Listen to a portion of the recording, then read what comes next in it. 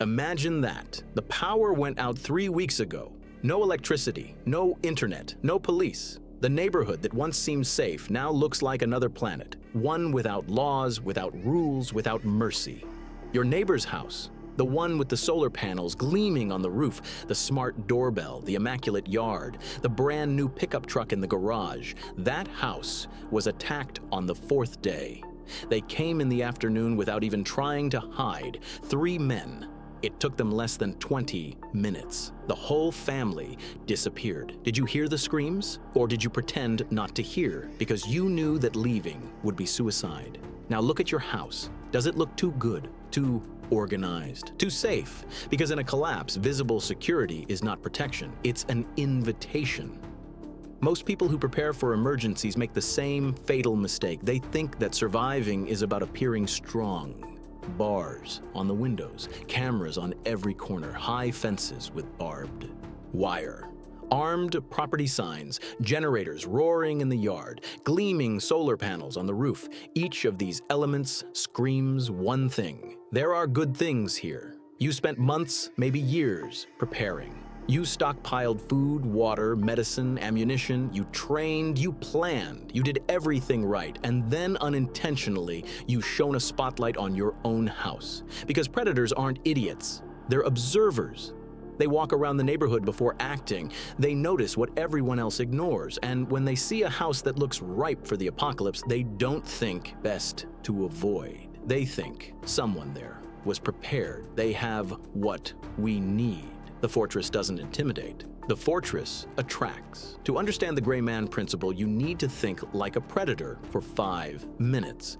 In a scenario of collapse, a looter is constantly performing a risk-reward analysis in real time. He doesn't want hard work. He wants easy results. Every obstacle he encounters tips the balance to the wrong side, and when the risk outweighs the reward, he moves on. Your job is not to win the confrontation. Your job is to never get to it.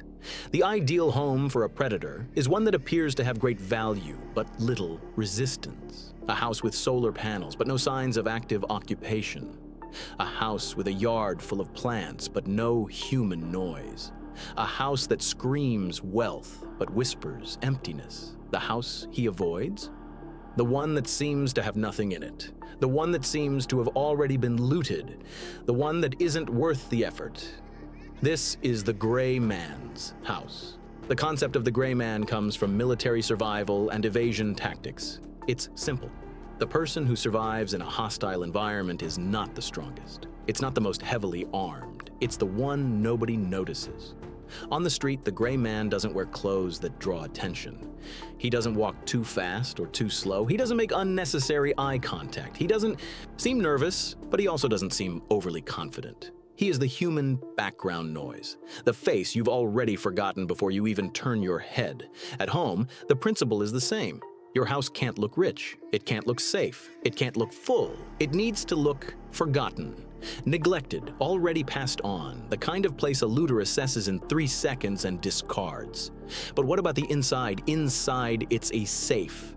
The mistake most people make is thinking they'll implement this when the crisis hits. They won't. When the crisis hits, you'll be in pure survival mode with no time to think, no resources to act, no room for error. The construction of the invisible house begins now, while everything still seems normal, while you can still buy materials without raising suspicion, while you still have time to train your family, to test your systems, to correct mistakes without fatal consequences. Because the day the lights go out, the rules change in a matter of hours, and the neighbor who never greeted you will be looking out the window, assessing what you have. The question is not, will this happen? The question is, when it happens, what will they see when they look at their house? There's an exercise that everyone who takes survival seriously needs to do at least once. Leave your house, walk to the end of the street, turn around, and look at your own neighborhood as if you were a looter who's been starving for 4 days. What catches your attention? Probably the house with the solar panel, the one with the new cameras in the corners, the one with the organized vegetable garden in the backyard, those perfect rows of tomatoes and cabbage, the one that was just painted, the one with the generator on the side, that fuel tank next to it, the one with the window that lets in filtered light when all the others are in the dark. Each of these details is a sign, and signs in a collapse cost lives. Now look at yours. What is it saying? Every home communicates something. In a normal world, you want it to communicate success, care, belonging. In a collapse, you want it to communicate only one thing. There's nothing here. This doesn't mean destroying what you've built. It means controlling the visual narrative with surgical precision. Start with your backyard. If you have a vegetable garden, it needs to disappear from view. You don't need to tear everything out, just cover it, hide it behind structures, plant it in pots inside the house or in the backyard away from the street. A visible vegetable garden during a food crisis is not something to be proud of. It's a target. The weeds, let them grow a little. Not abandoned, just neglected. There's a visual difference that any looter can process in seconds. An abandoned house looks empty. A neglected house looks occupied by someone who's just getting by, with no resources to spare. That second impression is exactly what you want to convey. Place an old blue tarp over part of the roof. It doesn't need to actually cover anything, it just needs to be there, flapping in the wind, saying that you're trying to fix something that broke. This communicates scarcity, and scarcity keeps predators away. Throw some old boxes near the garage, a broken chair, a rusty wheelbarrow, some leftover debris that looks like it's been left behind. The final look of your house should tell a story. This family has already suffered. They've been here before. There's nothing left. While the exterior screams weakness, the interior needs to be built like a silent bunker. Start with the doors. Most American residential doors will give way with a kick, a single, well-placed kick near the lock, and it will open. The problem isn't the wood, it's the screw. Standard hinges and latches are secured with 3-centimeter screws that only attach to the door frame, not the actual wall structure. The solution is simple and inexpensive. Replace all those screws with 10-centimeter screws, the so-called 3-inch construction screws. They go through the door frame and fasten directly to the wooden stud of the wall. With this change, the door will require repeated brute force to give way, not a surprise kick. You've gained time. And time, in a collapse, is everything. Also reinforce the door frame with a steel plate. They are inexpensive and are installed over the existing wood, distributing the impact of a break-in over a much larger area. Combine this with an internal security bar, the kind that rests on the floor at an angle, and you've transformed an ordinary door into a serious barrier. Reinforced doors are great until someone simply breaks the side window and puts their hand inside to pick the lock. Windows are the weak link in any house, and the solution isn't to replace them with something more expensive. It's to apply security window film, that transparent film that you stick directly onto the existing glass. It doesn't prevent the glass from breaking, but it prevents it from shattering. When someone hits it hard, the glass cracks but remains stuck to the film, forming an irregular barrier that is difficult to cross. To get through, the intruder needs to hit it repeatedly, make noise, and waste time. Instead of seconds, it turns into minutes, and minutes in a break-in are an eternity. Behind the most vulnerable windows, those facing the street or the side of the house, install thick metal mesh on the inside, not the thin mosquito net. Use construction mesh, the kind used in building sites made of steel with a small mesh. Fix directly to the window frame with screws. It will stop crowbars, sticks, and punches. Any attempt to enter will become a noisy and slow spectacle. The combination of film and screen isn't perfect, but it was designed to be good enough to make the intruder give up and go to the neighbor's house more easily. Most people reinforce the front door and completely forget about the garage. This is a serious mistake. Modern garage doors, those with electric motors and remote controls, are vulnerable in a way that few people know about. There is a device that costs less than $30, sold legally, called a code grabber. It captures the signal from your remote control when you use it and replicates that signal later to open the door without any brute force. The solution? Disconnect the electric motor. Operate the door manually with an internal physical lock. A steel bar placed on the side rails completely prevents opening regardless of any electronic signal. Inside the garage, reinforce the door that connects to the interior of the house. This door is often weaker than the front door because people don't think of it as the main entrance. It needs the same treatment: long screws, reinforced door frame, and a robust lock.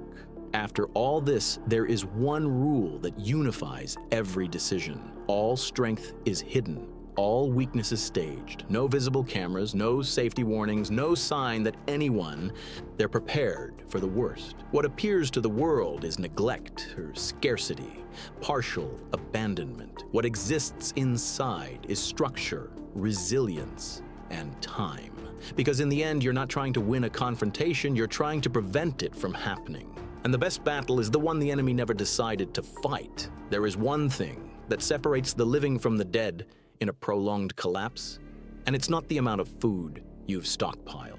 It's not how many weapons you have. It's not the size of your house or the thickness of your walls. It's about controlling your signals: light, sound, smell. These three elements are your signature in the dark. They are the invisible trail you leave in the air every time you cook, light a candle, let a door slam, or flush the toilet. In a normal world, nobody notices. In a collapse, these three signals function like GPS coordinates, transmitting your location to any predator within a radius of hundreds of meters. Eliminating these signs isn't paranoia. It's the difference between going unnoticed and becoming a target. When the power goes out and the neighborhood is plunged into total darkness, one thing changes radically. Any source of light, no matter how small, becomes a beacon. A simple candle can be seen from over 200 meters away on a clear night. A flashlight pointed at the ceiling of a room. That trick of creating indirect light seeps through window cracks and is visible from almost a kilometer away in open terrain. A cell phone screen in a dark room projects light onto the walls and ceiling that escapes through any opening you don't notice. Curtains aren't enough. Blinds aren't enough. You need total blackout, and you need to really test it. The most efficient and inexpensive material is reflective insulation, the kind that looks like thick aluminum foil and is sold in rolls at any hardware store. It blocks light and also retains heat, which is critical in winter. Cut it to the exact size of your windows and attach it with tape to the edges, leaving no gaps. On top of the insulation, add a layer of heavy fabric, thick blankets, open sleeping bags, any dark and dense material. Secure it at the top edges with nails or construction tape. Seal the sides completely. After that, do the test that most people skip and that can save your life. Ask someone to stand outside with binoculars while you light a single candle inside the room. Walk around outside, change your angle, look from a distance. If that person sees any glare, any light leak, you've failed. Go back. Identify the crack, seal it. Repeat the test until, from the outside, your house is indistinguishable from an abandoned house in the dark. As for your cell phone, use it with the brightness at the absolute lowest setting and covered with a dark cloth. A simple rule: if you can see the screen's reflection on the ceiling, the device is too visible. There's something no one imagines before experiencing a prolonged blackout: silence, without cars, without air conditioning, without washing machines, without television, without the constant hum that fills every second of the modern world.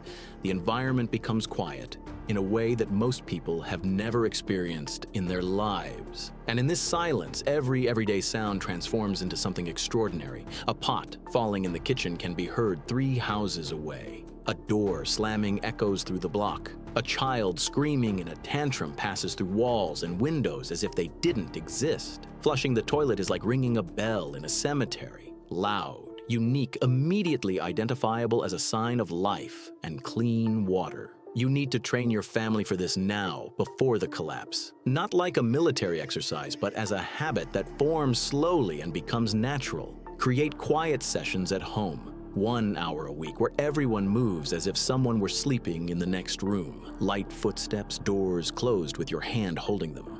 Shut until the very last inch. No slamming doors, no loud voices. With young children, turn it into a game. Whoever stays quietest for the longest time wins a reward.